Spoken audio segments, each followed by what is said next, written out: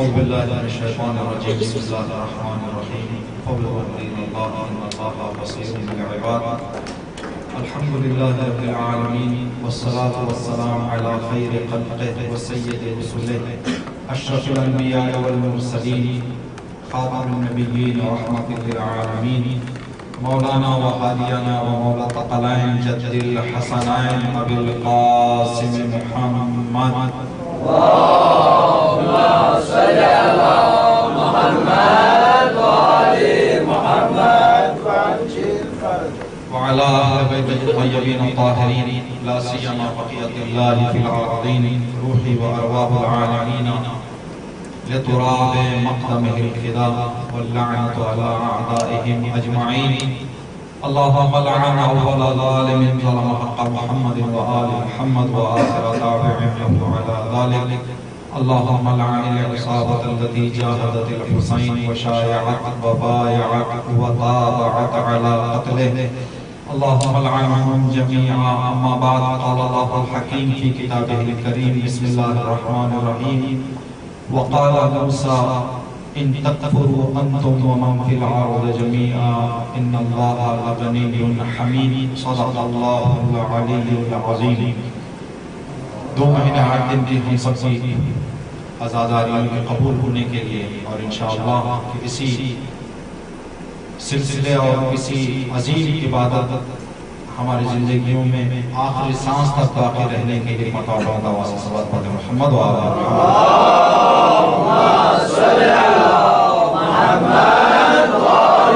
محمد تمام مومنین و مومنات جنہوں نے مجالس میں شرکت کی ہے ساتھ دیا ہے دام دینے میں سخن منتظمین اور انتظامیہ اور تمام مومنین و مومنات کی صحت و سلامتی کے لیے اور ان کی اس محبت اور ارادت کے قبول ہونے کے لیے صلوات پڑھ محمد و آل محمد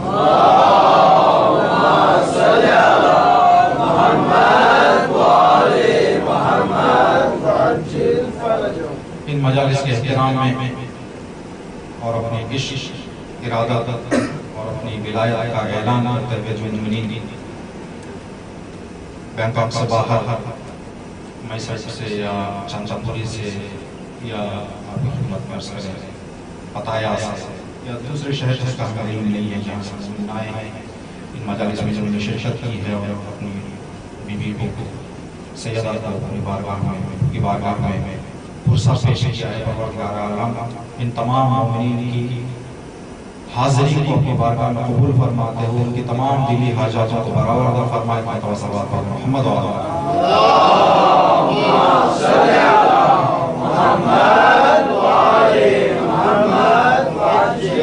خصوصاً جو مومنین ان ایام میں چاہے وہ آفیسز میں کام کر رہے ہوں یا بزنس میں ہوں احترام مجالس میں جب بھی ان سے کہا گیا ہے کہ فلاں مجلس میں شرکت کرنا ہے تو کاروبار چھوڑ کر اپنے آفس چھوڑ کر مرخصی لیتے ہوئے چھٹی لیتے ہوئے ان مجالس میں جنہوں نے شرکت کی ہے پروردگار عالم ان تمام مومنین کو جو انہوں نے اس حاضری میں کھویا ہے اس سے 1000 گنا لاکھ گنا بڑھ کر سب سے عنایت فرمائے اللہم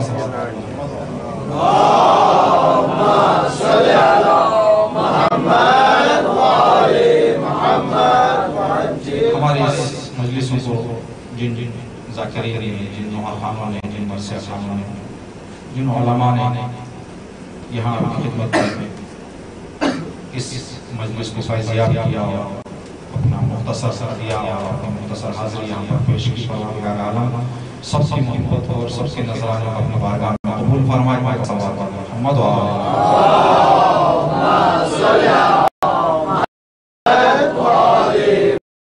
دو مہینوں میں جہاں کہیں دشمنان اہل بیت اور دشمنان اسلام نے آزادات کا ہدف بنایا ہے جانی نقصان پہنچایا ہے چاہے پاکستان میں ہو چاہے افغانستان میں پروردگار عالم سورہ ابراہیم کی آیت نمبر 8 میں ارشاد فرما رہا ہے کہ حضرت موسیٰ نے اپنے زمانے والوں کے سامنے ایک اعلان کیا وہ اعلان یہ تھا تکفروا انتم ومن فی الارض جمیعا اے میرے زمانے میں زندگی کرنے والے لوگوں جو میری دعوت نہ صرف میں جن لوگوں تک میری دعوت پہنچ رہی ہے صرف یہی لوگ نہیں خدا کے علاوہ دنیا میں جتنے لوگ ہیں سب بھی کافر ہو جائیں، سارے کافر ہو جائیں، خدا کی خدائی میں کچھ کمی آنے والی نہیں۔ لو تکفروا یا ان تکفروا انتم ومن فی الارض جمیعا، کوئی خدا کی خدائی میں کمی یا پیشی۔ دیگر آیاتوں میں پروردگار عالم کا ارشاد ہے کہ اگر پوری کائنات بھی خدا کو ماننے لگے تو خدا کی خدائی میں کوئی چیز بڑھنے والی نہیں ہے۔ اگر پوری کائنات منکر خدا ہو جائے تو خدا کی خدائی میں کوئی چیز کم ہونے والی نہیں ہے۔ اس آیت شریفہ کو ہم نے اپنے خدمت میں صحابہ کرام قرار دیا۔ تمام معصومین کے لیے، تمام اماموں کے لیے 1,24,000 انبیاء کے حوالے سے بھی گفتگو ہے، لیکن اس کے جو مثالیں پیش کریں گے آپ کی خدمت میں مناسبت کو مد نظر رکھتے ہوئے 11 امام کی یہ جو گفتگو ہے 1,24,000 انبیاء اور خدا کے 12 اوصیاء اور جو پیغمبر اسلام کے وصی ہیں، ان کے حوالے سے سب کے حوالے سے گفتگو ہے، لیکن جو مثالیں آئیں گی، جو مصداق بیان کیے جائیں گے، وہ 11 امام کے حوالے سے۔ انسان کی زندگی میں 3 طرح کی عظمتیں ہیں۔ کچھ عظمتیں انسان کو جسمی طور پر ملتی ہیں، چہرہ خوبصورت ہے، بدن مناسب اندام ہے، ہیکل اس کے بدن کا جو ہے ویسے ہے جیسے لوگ پسند کرتے ہیں، اچھی بات جو سمجھی جاتی ہے اس طرح کی اس کی ساخت ہے، بدن کی بناوٹ ہے، یہ انسان کی عظمت۔ دوسری عظمت انسان کو نسب اور حسب سے ملتی ہے کہ کس خاندان سے اس کا تعلق ہے اور کس گھر کا داماد ہے یا بہو ہے۔ اس طریقے سے بھی انسان کو ایک عظمت ملتی ہے۔ تیسری عظمت جو انسان کو ملے گی وہ انسان کے اعمال کی عظمت ہے کہ انسان کا عمل کیسا ہے، انسان کا کردار کیسا ہے، انسان کا دل کیسا ہے، انسان کی روح کیسی ہے۔ اس اعتبار سے بھی انسان کو عظمتیں ملیں گی۔ یہ 3 طرح کی عظمتیں انسان کو ملتی ہیں۔ ان 3 عظمتوں میں مہم اور معتبر اور بھروسے مند عظمت کون سی ہے؟ کیا جسمی عظمت ہے، کیا حسب و نسب کی عظمت ہے، یا روح اور دل کی عظمت ہے؟ یہ 3 میں سے کون سی ہے؟ اگر شکل و صورت کے اعتبار سے انسان کو عظمت مہم ہوتی تو قرآن کریم کبھی یہ نہ کہتا۔ سورہ بقرہ میں پروردگار عالم کا ارشاد ہے کہ جسمی خوبصورتی کو معیار قرار نہ دو، وَلَا تَنكِحُوا الْمُشْرِكِينَ۔ شادی کرنے کے اعتبار سے قرآن کریم عورتوں کے لیے اور مردوں کے لیے اگر عورت یا عورت کے سرپرست، لڑکی کے سرپرست لڑکے کا انتخاب کرنا چاہ رہے ہیں یا لڑکے کے سرپرست لڑکی کا انتخاب کرنا چاہ رہے ہیں تو قرآن معیار بتا رہا ہے لا تنکحوا المشرکین، اپنے بیٹیوں کا یا اپنے بیٹوں کا نکاح مشرک عورتوں سے نہ کرو۔ لَأَمَةٌ مُؤْمِنَةٌ خَيْرٌ، مومنہ کنیز اور نوکرانی مشرک مالکہ سے بہتر ہے۔ مومن نوکرانی، مومن کنیز مشرک مالکہ اور مشرک بڑے شکل و صورت کی رہنے والی سے بہتر ہے۔ وَلَوْ أَعْجَبَتْكُمْ، وَلَوْ أَعْجَبَتْكُمْ، یہ جو جملہ ہے آیت کا، گرچہ تمہیں اس کا حسن، اس کی خوبصورتی ظاہری تمہارا دل جیتی، اس ظاہری خوبصورتی کو دیکھ کر اپنے لیے اس کو بے عنوان بہو انتخاب کرو۔ تو قرآن یہاں پر بتا رہا ہے کہ شکل و صورت کوئی معیار نہیں ہے۔ اگر شکل و صورت معیار ہوتی، روح چھوڑ کر انسان کی اگر یہ فضیلت کا معیار ہوتا تو زلیخا کو لوگ ڈانٹتے نہ، ملامت نہ کرتے۔ حسن زلیخا تھا لیکن لوگ اس کو پھر بھی ملامت کر رہے ہیں، پھر بھی ڈانٹ رہے ہیں۔ تو حسن اور خوبصورتی نہیں ہے، اصل نہیں ہے۔ دوسری جو ہے وہ حسب و نسب کی۔ اگر حسب و نسب کی فضیلت اور عظمت اصل اور واقع ہوتی، صحیح ہوتی، اصلی ہوتی، تو آدم پیغمبر کا بیٹا قابیل لعنت اللہ علیہ نہ ہوتا، نوح کا بیٹا لعنت اللہ علیہ نہ ہوتا، یا دیگر وہ افراد جو کسی خاندان سے تعلق رکھنے کے نتیجے میں کے بعد بگڑ گئے ہیں، یہ کبھی کامیاب نہ ہو۔ تو پھر قرآنی نقطۂ نگاہ سے اور حدیثی نقطۂ نگاہ سے نہ شکلی خوبصورتی اور عظمت فضیلت کا معیار ہے، نہ خاندانی اور حسب و نسب۔ اب رہی آخری بات انسان کا دل اور انسان کی روح۔ اگر یہ بات صاف رہے انسان کی، اس طریقے سے انسان کو عظمت حاصل ہو جائے، تو یہ عظمت اصلی عظمت ہے جو انسان کا کبھی ساتھ چھوڑنے والی نہیں ہے۔ اس بات کو اگر ہم مصداقی طور پر دیکھنا چاہیں، دنیا میں موجود لوگوں میں شکل کے اعتبار سے سیاہ فام لوگ جو ہے افریقہ کے، حبش کا رہنے والا ایک شخص صورت کے اعتبار سے حبشی اور افریقن، خاندان کے اعتبار سے نسلی نوکری، یعنی ہمیشہ آبا و اجداد ان کے اطراف رہنے والے نوکر رہے ہیں، یہ دونوں فضیلتیں نہ رکھنے والا اگر کردار صحیح کر لے تو اسلام کے پہلے مؤذن ہونے کا شرط نہ شکل میں ہے نہ خاندان میں ہے، لیکن جب دل صاف ہو گیا، روح پاک ہو گئی، تو یہ شرف نصیب ہو جاتا ہے کہ اسلام کا پہلا مؤذن خانہ کعبہ پر چڑھ کے اذان دے، مسجد نبوی کے مینارے پر چڑھ کر اذان دے۔ کیا اسی سرزمین کا، اسی شکل کا، اسی خاندان کا تعلق رکھنے والا اگر کردار صحیح کر لے تو کربلا کے 72 شہداء میں شمار ہوا ہے؟ تو معیار ہے اصل انسان کی اخلاق، انسان کا کردار، انسان کا کردار، جس کے بارے میں روایتوں میں لکھا ہوا ہے کہ جس انسان کو اخلاق گرا دے اس انسان کو خاندان کا بھی اٹھا نہیں سکتا،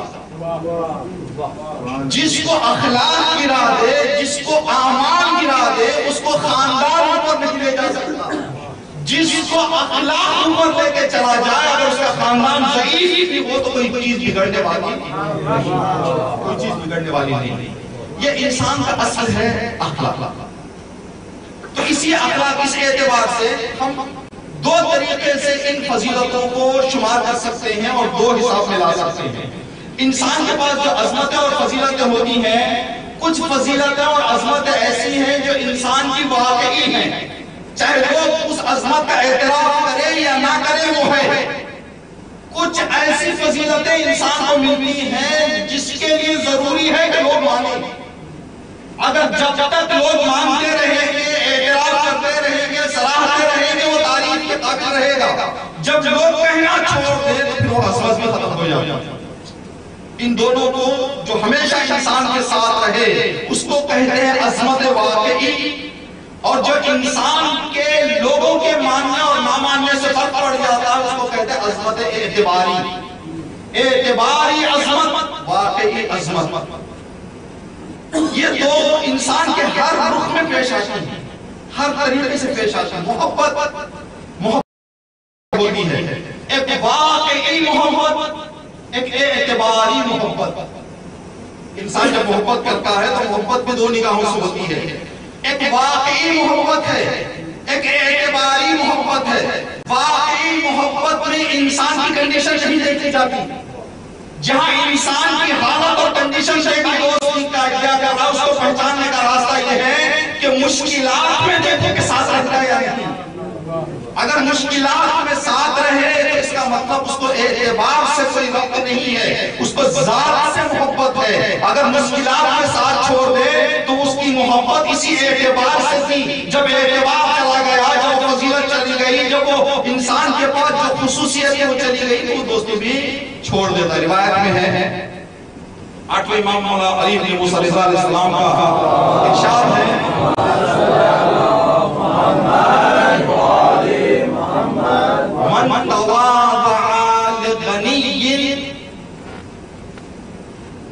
من تواضع لغنی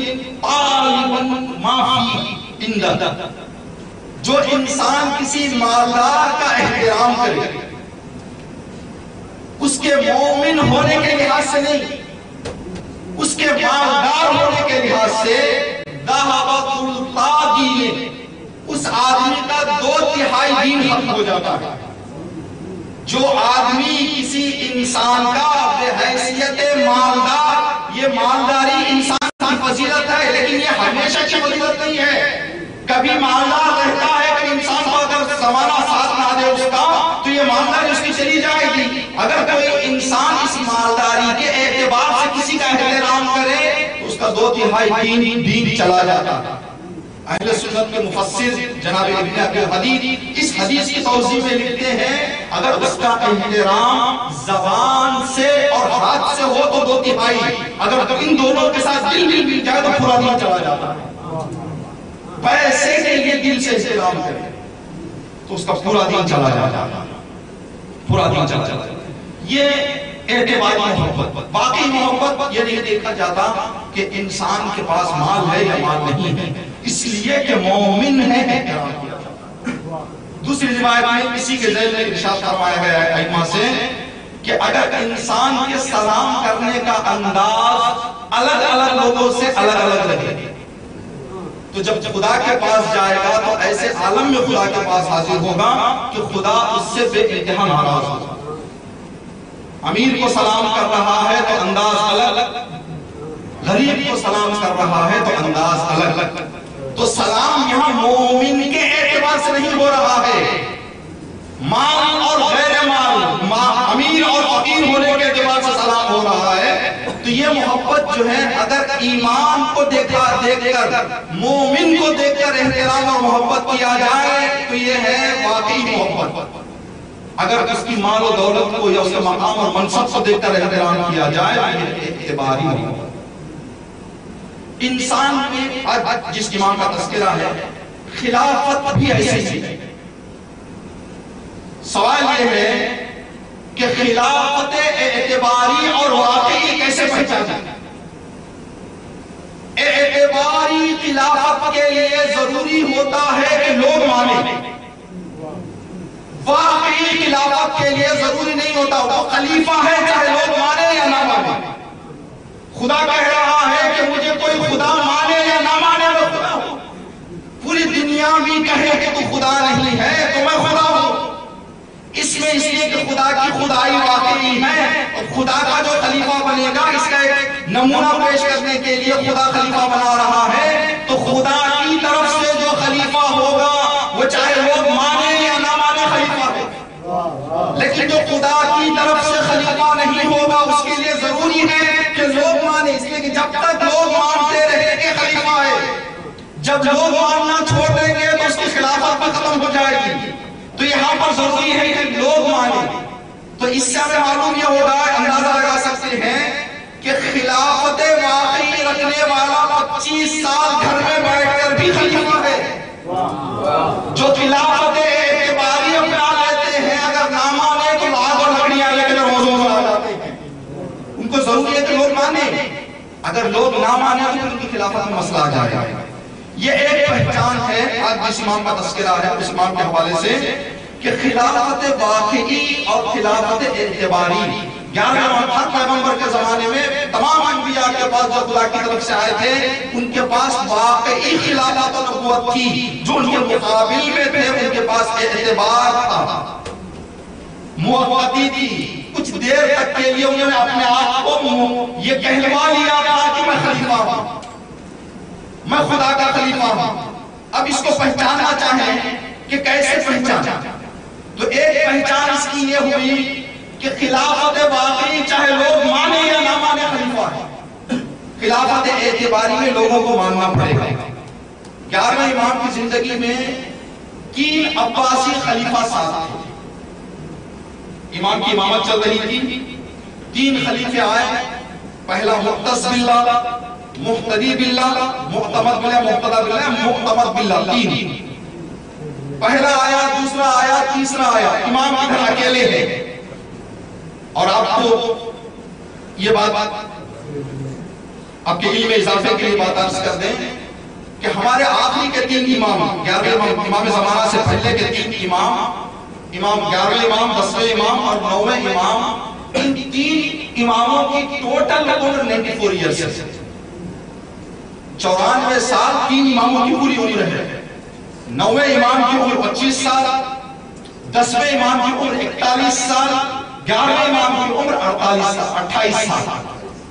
28 سال میں امام حسن علیہ السلام کی شہادت، 41 سال میں امام علی علیہ السلام کی شہادت، 25 سال میں امام محمد تقی علیہ السلام کی شہادت۔ تو یہ 3 اماموں کو اس لیے کہ زمانے کے خلفاء جانتے تھے کہ 12 آنے والا ہے، تو 12ویں کی ولادت کو روکنے کے لیے یہاں سے ظلم شروع کیا، یہاں سے ظلم شروع کیا۔ تو اب یہاں پر جو لوگ آئے، جو ان کے مقابل میں آئے، اعتباری خلافت اور واقعی خلافت کا ہمیں پہچانا ہے۔ اس پوری مجلس میں انشاءاللہ میں آپ کی خدمت میں کچھ نمونے اور کچھ مثالیں اسی امام کے حوالے سے عرض کریں گے۔ 11ویں امام کا زمانہ ہے۔ 11ویں امام کے زمانے میں اب اس میں یاد رکھیں کہ ظاہری خلافت، اعتباری خلافت کے لیے لوگوں کا ماننا ضروری ہے۔ جب تک لوگ چاہیں گے خلیفہ ہے، جب لوگ کہنا چھوڑ دیں اس کی خلافت بھی ختم ہو جائے گی۔ لیکن واقعی خلافت کے لیے لوگوں کے ماننے یا نہ ماننے سے کوئی فرق نہیں پڑتا۔ یہی ساتھ معلوم ہوتا ہے کہ کسی امام نے اپنی امامت منوانے کے لیے کسی کو نہیں مارا، دین پر عمل کرنے کے لیے سزا نہیں ہے۔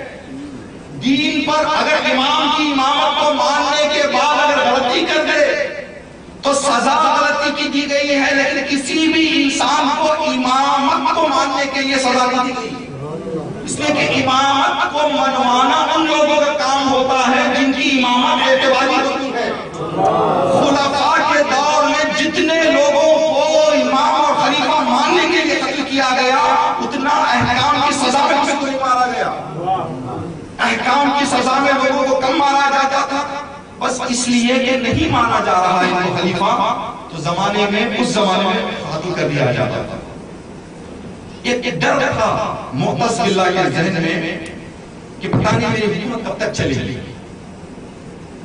میری خلافت کب تک چلے گی۔ یہ اعتباری کی نشانی ہے۔ اعتبار کی نشانی ہے کہ اس دن تک وہ بات، جب تک ہم اس کو نام لے چکے ہیں وہ چلے گی، جب ہم نام اٹھانے تو ختم ہو جائے گی۔ اب ہندوستان کا جو مسئلہ آیا، جو پیسے کی نوٹ کل تک 500 روپے کے عنوان سے چل رہی ہے، 500 روپے اس کے گورنمنٹ نے اس کو 500 بنایا تھا تو 500 کے عنوان سے چل رہی تھی لوگوں کے درمیان۔ اب گورنمنٹ نے کہا کہ وہ 500 نہیں ہے، نوٹ ہے، لیکن 500 کے اعتبار سے تو ماننے والا نہیں ہے۔ جو اعتبار ہوتا ہے ایک ٹائٹل دیا جاتا ہے، جب ٹائٹل اٹھا لیا جائے تو وہ بات ختم ہو جاتی ہے۔ تو جو واقعی خلیفہ ہوتا ہے اس کو مدت کا خیال نہیں ہوتا، اس لیے کہ وہ واقعی ہے۔ ایکسپائری ڈیٹ کا خیال ان کو ہوتا ہے کہ جب دوائی بنائی جاتی ہے، کوئی چیز بنائی جاتی ہے، ڈر یہ ہوتا ہے کہ کب ختم ہو جائے، اس لیے کہ دنیا نے بنایا ہے۔ جب دنیا بنائے گی تو ختم ہونے کا بھی ڈر ہوتا ہے، جب وہ بنا دے تو پھر ختم ہونے کا ڈر۔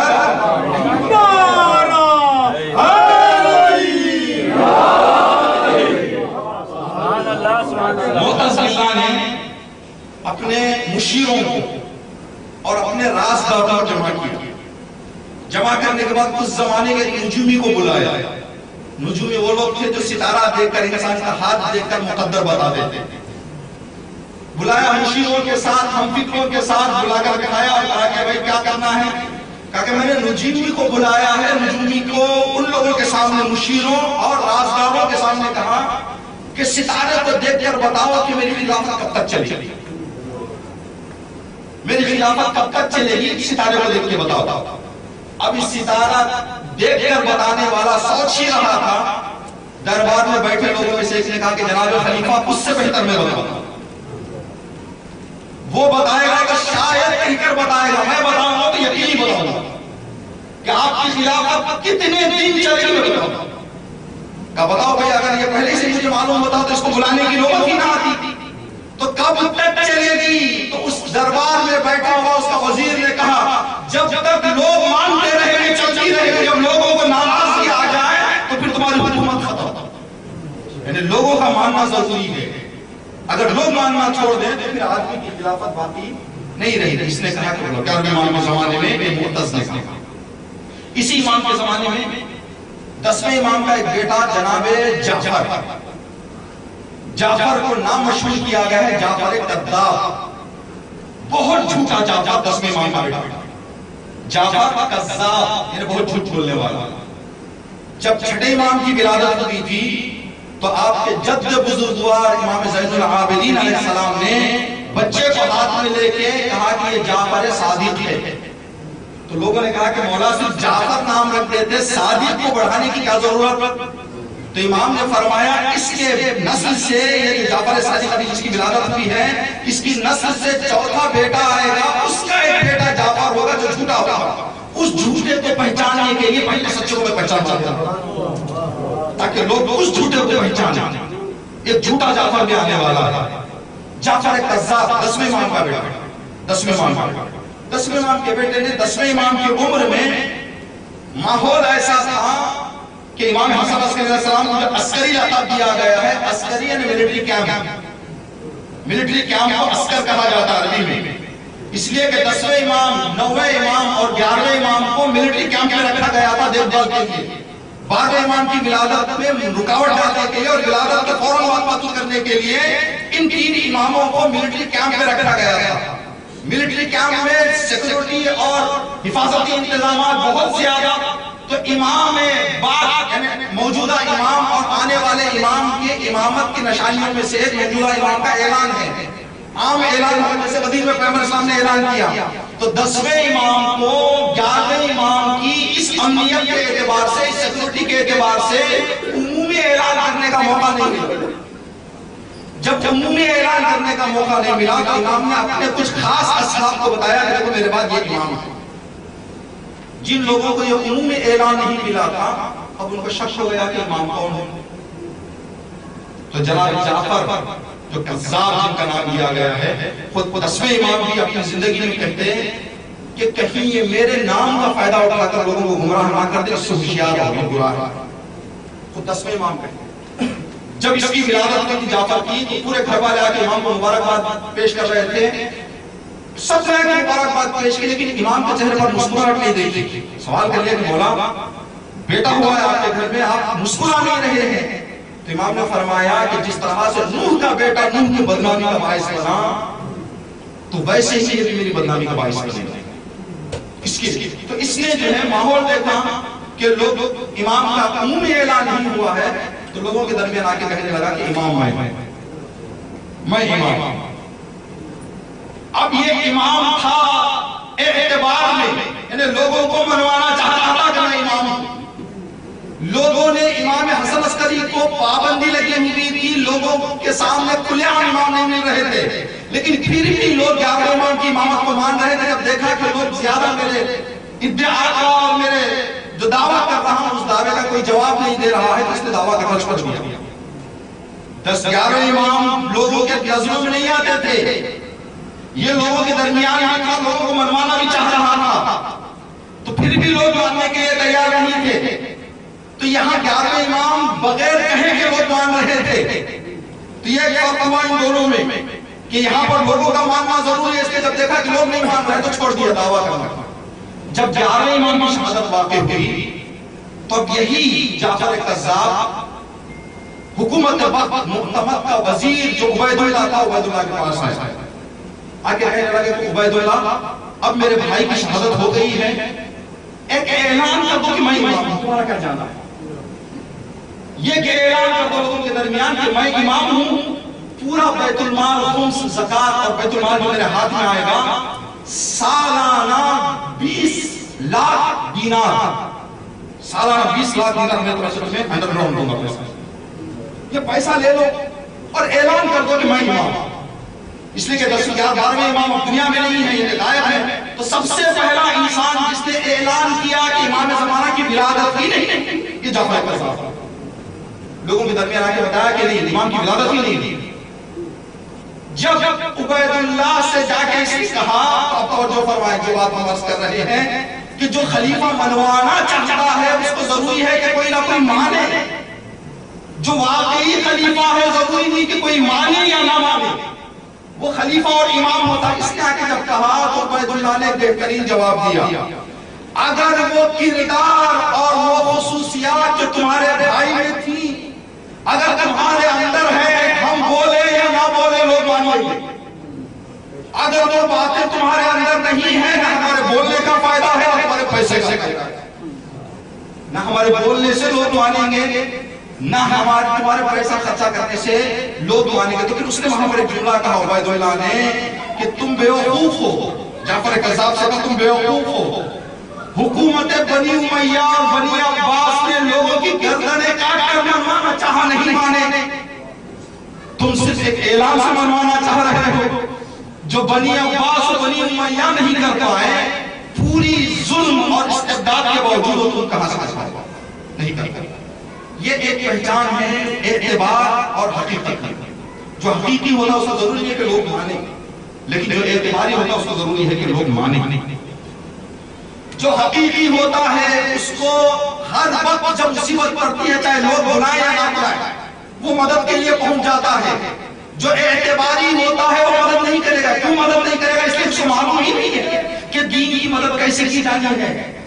یہ ایک سوال آپ اپنے ذہن میں رکھیں. اس بات کو جو سوال کیا جاتا ہے کہ امام اگر ان خلفاء کی حکومت قانونی اعتبار سے اسلامی اعتبار سے ہمارا عقیدہ صحیح نہیں تھی تو مولا کائنات نے کیوں ساتھ دیا؟ یہ مولا کائنات نے ساتھ دے کر بتایا کہ دیکھو خلافت واقعی یہاں ہے. ایک مثال کی خدمت میں سے گھر میں ہم ایک نوکر کو لے کے آیا. ایک نوکر گھر آیا. گھر آنے کے بعد صاف صفائی کر رہا ہے نوکر. صاف صفائی کے دوران ایک چینی کا گلاس اوپر سے گر گیا. تو آپ وہیں کے بیٹھے رہیں گے کہیں گے اسے اٹھا نوکر اٹھا دے گا. لیکن وہیں پر اگر بچہ گر جائے تو اب یہاں نوکر کا انتظار نہیں کریں گے کہ جا کے اٹھاؤ بلکہ خود بھاگیں گے خود دوڑیں گے بچے کو اٹھانے کے لیے. اب اس گھر والے سے سوال کریں اس مالک سے سوال کریں جب ایک گلاس گرا تو آپ نہیں گئے. جب بچہ گرا تو آپ کیوں چلے گئے؟ تو وہ جواب دیں گے کہ دیکھو وہاں پر اس گلاس کی محبت اعتباری تھی. جب تک استعمال ہو رہا تھا اس سے محبت کی جا رہی تھی. جب استعمال چلا ہو گیا تو اب نوکر بھی اٹھا لے چلے گا کوئی بھی اٹھا لے. لیکن بچے کی محبت واقعی محبت ہے. یہ محبت ہے جو انہیں کھینچ کے لا رہی ہے. امام علی سے بھی ہم پوچھیں کہ مولا اب 25 سال بار بار کیوں آ جاتے تھے؟ تو امام فرمائیں گے کہ میرے دل میں واقعی محبت ہے. میں واقعی قریب ہوں جس کی وجہ سے مشکلات حل کرنے کے لیے آ رہا. ہر امام کے زمانے میں کچھ ایسے واقعات پیش آئے ہیں جو جھوٹے اور سچے کو پہچاننے کا بہترین ذریعہ تھا. کچھ ایسے مشکلات پیش آ جاتے تھے جن مشکلات کا حل سوائے امام کو کوئی نہیں کر سکتا. سوائے امام کو کوئی نہیں کر سکتا. چاہے مولا کائنات ہو چاہے امام حسن ہو چاہے امام حسین ہو ہر امام کے زمانے میں کچھ ایسی مشکلات پیش آتی تھی. کیا امام کا زمانہ ہے. عراق کے سرزمین میں بہت بڑا فلسفر اسحاق کندی انہوں نے قرآن کو پڑھنا شروع کیا اپنے علم سے باہر آنے کے بعد. جب انہیں ڈگری مل گئی اپنے فلسفہ کی تو یہ آئے قرآن پڑھنے کے لیے. جب قرآن انہوں نے پڑھنا شروع کیا تو ہمارا اصول ہے قرآن پڑھنے میں کہ یہ نہ دیکھو کہ علم کیا کہہ رہا ہے بات جاؤ قرآن کے پیچھے بلکہ پہلے یہ دیکھو کہ قرآن کیا کہہ رہا ہے بات آؤ علم کے پیچھے. اگر پہلے راستے سے آؤ گے تو گمراہ ہو جاؤ گے دوسرے راستے سے آؤ گے تو ہدایت پا جاؤ گے. علماء کی بڑی پریشانی ہے کہ وہاں پر آنے کے بعد علماء کا پیر لڑکھڑا جاتا ہے. وہ قرآن کو اپنے علم سے جو ہے مقایسہ کرتے ہیں اپنے علم کے مقابلے میں رکھتے ہیں. جب تک قرآن کو صحت علم کا معیار بنانا ہے قرآن کے صحیح ہونے کا علم معیار نہیں ہے تو اس نے علم کو معیار رکھا. قرآن پڑھنا شروع کیا.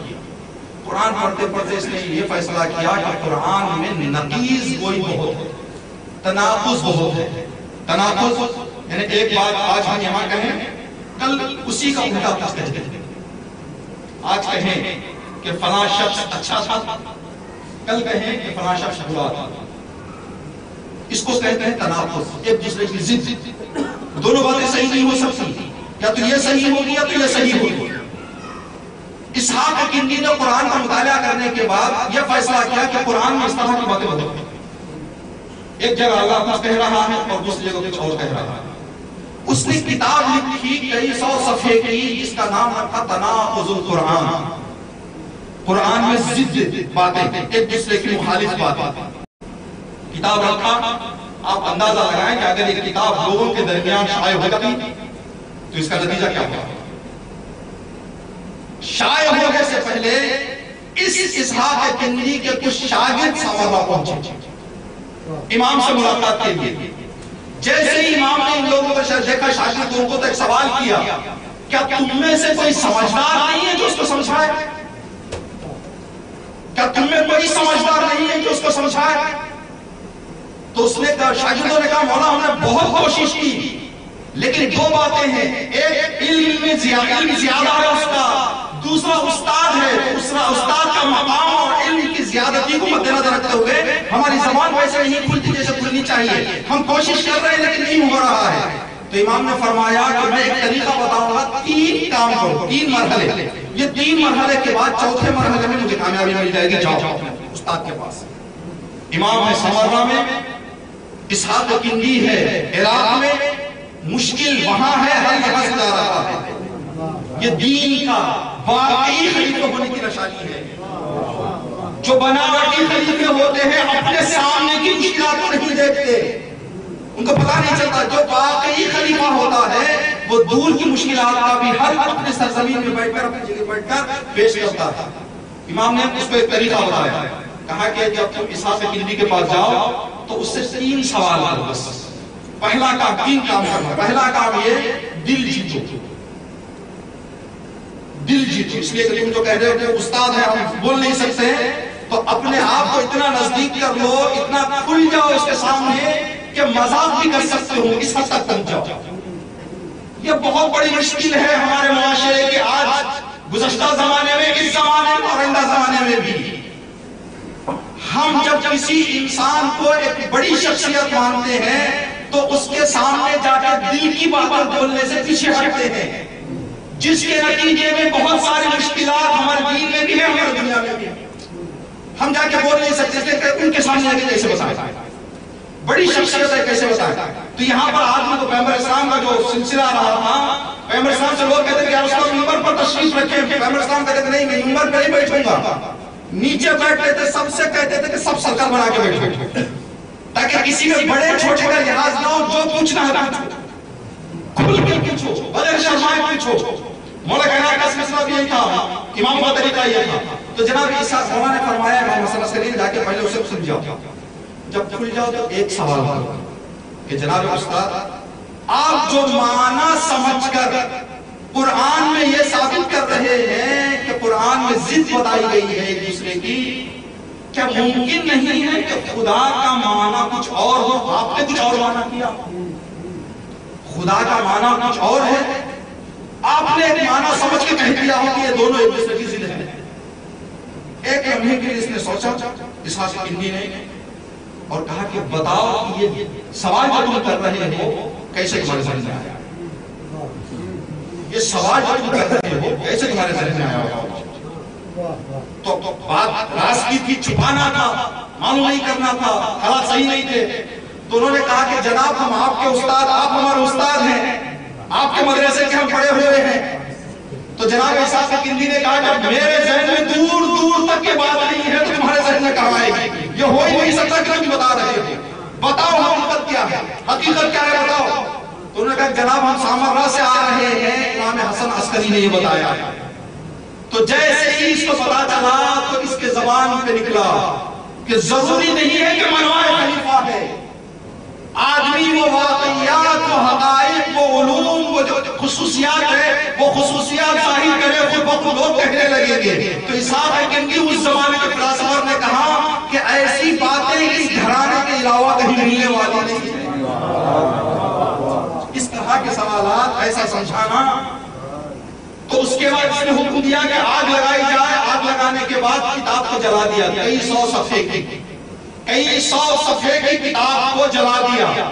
امام کی طرف سے آیا تھا ایک جملہ، اس نے جلایا پوری کتاب، اس نے جلایا پوری کتاب. اور انسان دیکھے کہ جب امام کوئی ہدایت کرنا چاہتا ہے، مشہور جملہ آیت اللہ بہجت رحمت اللہ علیہ کا کہ کسی نے آگے بہجت سے فرمایا کہ کہ انسان کو اگر سنبھلنا ہے تو ایک جملہ کافی ہے.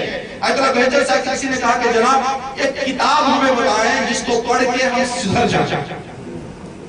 تو آیت اللہ بہجت نے فرمایا کہ اگر سدھرنا چاہتے ہو کتاب کی ضرورت نہیں ہے، ایک جملہ کافی ہے. اگر نہیں چاہتے تو پوری لائبریری میں اگر ارادہ سدھرنے کا نہیں ہے تو پوری لائبریری میں تمہیں بتا دوں تو سدھرنے والے نہیں ہو. اگر ارادہ ہے تو کتاب کی بھی ضرورت نہیں ہے، صرف ایک جملہ کافی ہے. کہا جناب وہ جملہ کیا ہے؟ تو کہا کہ یہ یقین کر لو کہ اللہ دیکھ رہا ہے. ایک جملہ کافی ہے. تو انسان کے ہزاروں سال بھٹکنے، سووں سال بھٹکنے کے لیے، سے سدھرنے کے لیے اس مدرسے کا ایک جملہ کافی ہے، اس راستے کا ایک جملہ کافی ہے. تو یہ واقعی اور حقیقی خلیفہ اور امام ہونے کی نشانی. ایک دوسرا جو اسی سلسلے سے ملتا ہے، ایک شخص، یہ خوبصورت واقعہ اس واقعے کا سمجھیں، سنیں اس کو. جناب جاسلیت اہل مسیحیت کا بہت بڑا عالم ہوتا ہے. سامراہ میں قحط آ گیا. جب قحط آ گیا تو بارش نہیں ہو رہی تھی، لوگ پریشان ہو گئے. تو پریشانی کے حل کے لیے گئے خلیفہ کے پاس، معتمد کے پاس. اب معتمد تھا اعتباری، اس کا کنٹرول تلوار کی نوک سے لوگوں کی گردنوں پر تھا، دلوں پر نہیں تھا. اب یہ مسئلہ ہے وہاں کا. تو اس نے کہا کہ 3 دن سب لوگ جا کے بارش کے لیے دعا کریں میدان میں. لوگ گئے بارش کے لیے دعا کرنے کے لیے. 3 دن روزہ، 3 دن نمازیں، 3 دن بچوں کو ماؤں سے جدا کیا، حیوانات کو جدا کیا. سب شرائط کو مد نظر رکھنے کے بعد 3 دن دعا کی ہے. نہ بارش کا کچھ نشان تھا، نہ ٹھنڈی ہوا کا کوئی کی علامت. لوگ واپس آ گئے. ایک مسیحی آدمی اٹھا، چند اپنے 5-6 لوگوں کو لے کے کہا میرے ساتھ چل. مسیحی آنے کے بعد ہاتھوں کو اوپر اٹھایا، آسمان کی طرف کہا خدایا بارش نازل ہو گئی. شروع ہو گئی بارش. اب مسلمان دیکھ رہے تھے مسیحی کی دعا سے بارش آ رہی ہے. آدھا ایمان ان کا نیچے چلا گیا. کیا اگر ہم پر ہوتے تو ہماری دعا سے بارش آنی چاہیے تھی. ہماری دعا سے بارش نہیں آئی، مسیح کی دعا سے آ گئی. لوگوں نے دوسرے دن آ کے کہا کہ بھائی آج تو صرف زمینیں تھوڑی بھیگی ہیں، زراعت کے لیے اور پانی کی ضرورت ہے، کل بھی تھوڑا تشریف لاؤ دعا کر دو. اب کل بھی جاسلیت آیا، ہاتھوں کو اٹھایا گیا خدایا بارش شروع ہو گئی.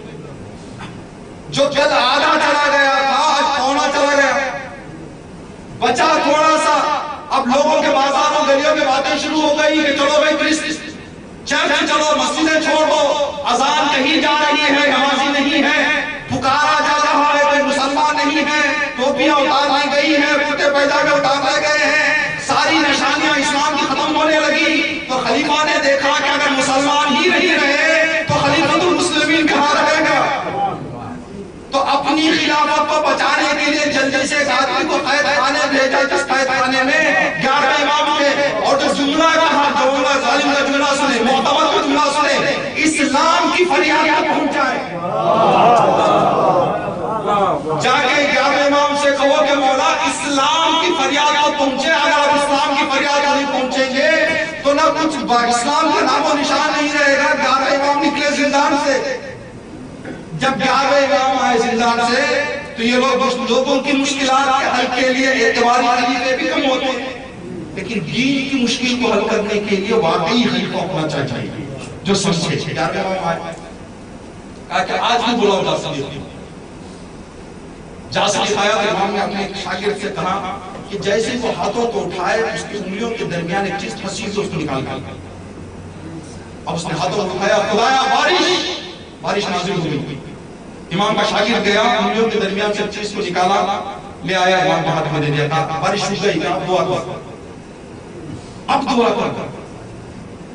اب وہ کہہ رہا ہے بارش، پھر دوبارہ بادل چلے گئے، کڑک دھوپ آ گئی. لوگوں نے کہا، معتمد نے کہا، سارے لوگ جن کا اسلام خطرے میں تھا کہنے لگے کہ مولا ماجرا کیا چیز آپ نے نکالی. تو امام نے فرمایا کہ ان لوگوں کو ایک نبی کے جسم کی ہڈیاں مل گئی ہے. نبی کی ہڈی جب آسمان کی طرف اٹھائی جائے ہو ہی نہیں سکتا کہ بارش نہ آئے. تو انہوں نے ہڈی چھپا رکھی تھی، امام کی جو ہم کو نہیں بتا، پیغمبر کی جو نہیں بتا رہے تھے. عزیر پیغمبر کی ہڈی وہاں پر پھنسائی رکھی تھی ان لوگوں نے.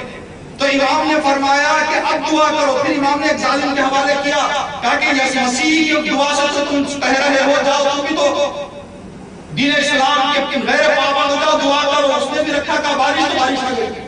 تو کہا کہ مسیح ہی کی وجہ سے بارش نہیں آئی, یہ نبی کی ہڈی کی وجہ سے بارش آئی ہے.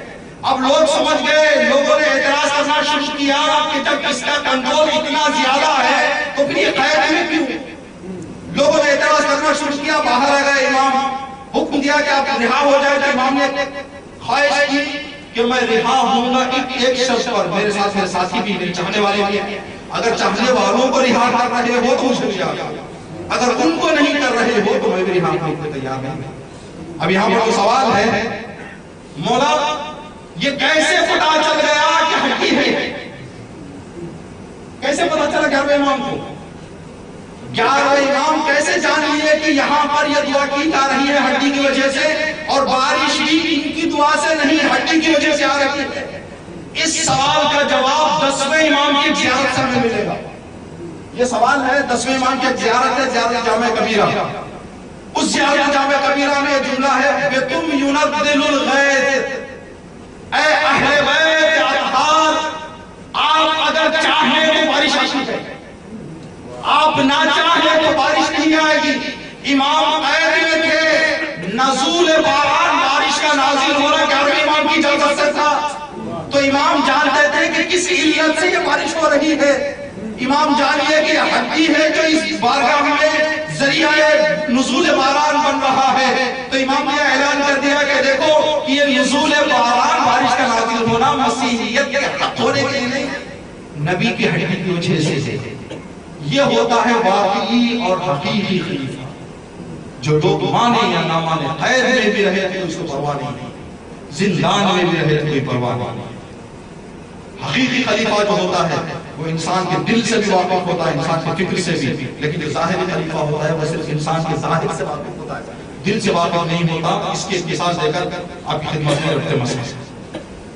جعفر بن محمد نامی شخص, امام باہر نکلے. امام کے زمانے کے حالات اتنے سخت تھے کہ امام جب باہر آنا چاہتے تھے تو پہلے پیغام پہنچاتے تھے کہ جب میں باہر آؤں تو کوئی سلام نہ کرے, میری طرف اشارہ نہ کرے. اگر میری طرف کوئی اشارہ کر دے یا سلام کر دے تو جان کا خیر نہیں.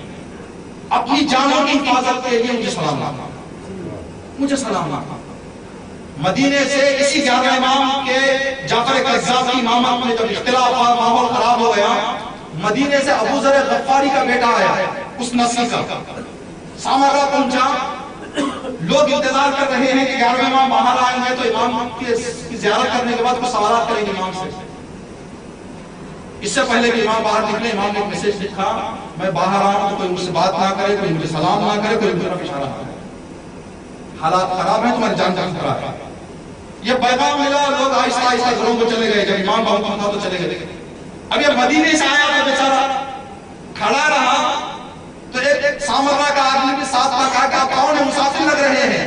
کہا میں مدینے سے آیا ہوں, ابو ذر غفاری کے نسل سے ہوں, امام کی امامت کو پہچاننے کے لیے میں یہاں آیا ہوں, لیکن یہ اعلان ہو گیا ہے. ابھی کھڑے ہوئے تھے کہ امام باہر نکلے. امام کا کاروان, امام کا قافلہ ان دو لوگوں کے جب سامنے سے پہنچا تو امام نے رک کے کہا کہ ابو ذر غفاری کے نسل سے کتنی ہوئی ہوں, حمدویہ ہماری ماں کا حال کیا ہے. یہ امام نے کہا آگے چلے. ابو ذر غفاری کے بیٹے نے کہا الحمدللہ رب العالمین, الحمدللہ. سامرہ کا ساتھ رہنے والے نے کہا کہ اے ابو ذر غفاری کے نسل کے بیٹے, کیا بات ہوئی, کس کی الحمدللہ؟ کہا مجھے امام کا پتہ چل گیا, میں پہچان گیا امام کو, میں جانا جو مقصد سے کہا تھا وہ میرا مقصد پورا ہو گیا. یہ دل کی بات تھی, یہ دل کی بات تھی جو امام واقعی ہوتا ہے وہ جانتا ہے. کہا کہ میں امام جان گیا. کہا کہ بس 2 جملے سے تم ابو ذر غفاری کے نسل سے ہو اور تمہاری ماں حمدویہ ہے, 2 جملے سے تم سمجھ گئے کہ امام ہے. تو کہا 2 جملہ نہیں, اس امام کی زبان کا آدھا بھی جملہ نکلتا تھا کافی تھا. جو واقعی اور حقیقی ہوتے ہیں. جعفر بن محمد نامی ایک شخص امام کے ساتھ تھا. امام نے اعلان کیا کہ میرے ساتھ بات نہ کریں.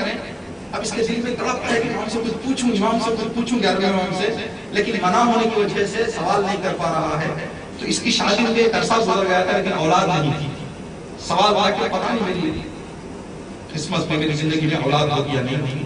یہ سوال کر رہا تھا، وہ اس طرف ہے، امام اس طرف ہے، تو وہ سوال ذہن میں لا رہا ہے کہ امام نے مسکرا کے اشارہ کیا، تو وہ سمجھ گیا کہ ہاں ہے۔ اب پھر اس کے ذہن میں فوراً سوال آیا کہ شاید بیٹا ہے، اب امام نے تو کہہ دیا ہے کہ ہاں اولاد ہے، بیٹا کیا ہوگا؟ تو امام نے مسکرا کے کہا، تو وہیں پر اعلان کیا کہ کوئی امام ہوتا ہے تو ایسا ہوتا ہے، دل کی بات جانا ہے۔ 11واں امام، جوانی کا عالم، یہ امام کی زندگی جو اس فوج میں رہ کر، ملٹری کیمپ میں، عسکر میں رہ کر امام نے جو دین کو بچایا، دین کو بچانا تھا امام کا۔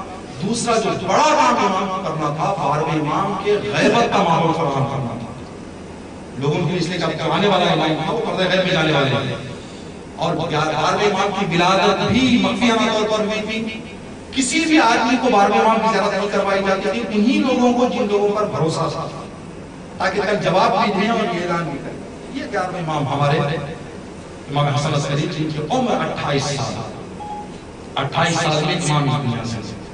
عجیب بات ہے، امام زہر ملا، امام کو زہر ملنے کے بعد جو آپ کا دیکھ بھال کرنے والا تھا، جبکہ آپ کے گھر والے موجود تھے، آپ کے اہل و عیال موجود تھے، آپ کے بیوی بچے موجود تھے امام زمانہ میں، لیکن چھپے ہوئے تھے امام کو، یہ خدا کی طرف سے حکم تھا کہ ظاہر نہ ہو، نظر نہیں آتے تھے لوگوں کو، امام مخفی طور پر رہتے تھے۔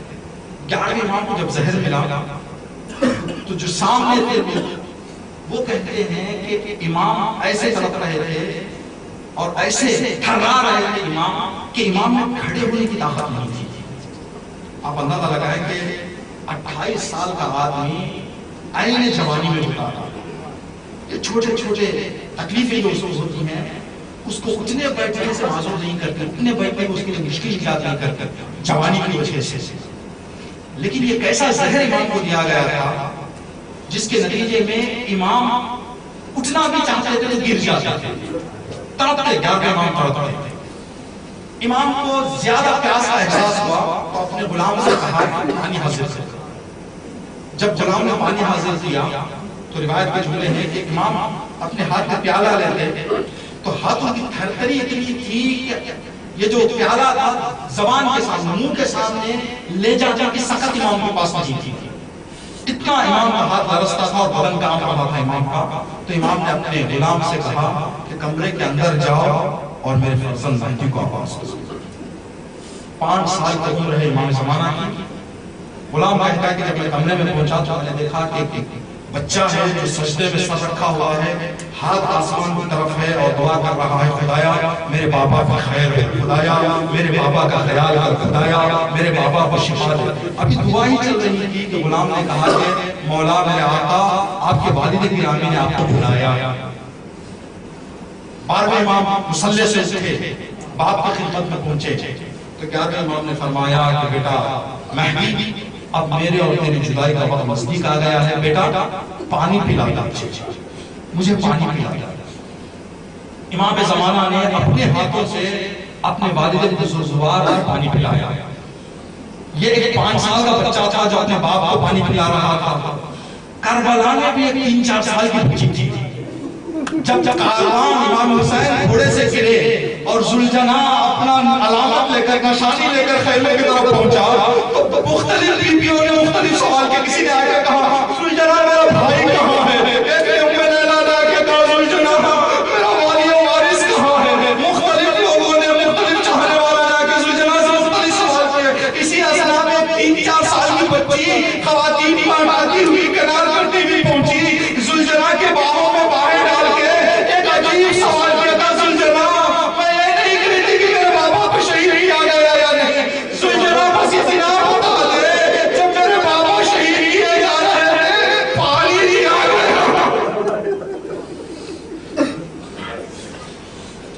پانی دیا گیا یا نہیں دیا گیا؟ جب میں نے ذوالجناح آواز دیا ہو اے شہزادی، میں نے اپنے کانوں سے دیکھا مولا کہہ رہے تھے کہ اے ظالم ایک بوند پانی حسین کو دے دو، لیکن کوئی پانی دینے والا نہیں۔ اجرکم اللہ، 11ویں امام کو اپنے فرزند کے ہاتھوں سے پانی پینا نصیب ہوا۔ 11ویں امام کا سر امام زمانہ کے سازوں پر روح نکل رہی ہے، باپ کو دیکھ رہے ہیں 12ویں امام، لیکن اس سر پہ اور اس بچی کے سالہ میں آنے والے سر پہ بہت یہ سر پہ کوئی زخم نہیں تھا، اس سر پہ کوئی چوٹ نہیں تھی، اس سر سے کوئی خون نہیں نکل رہا تھا۔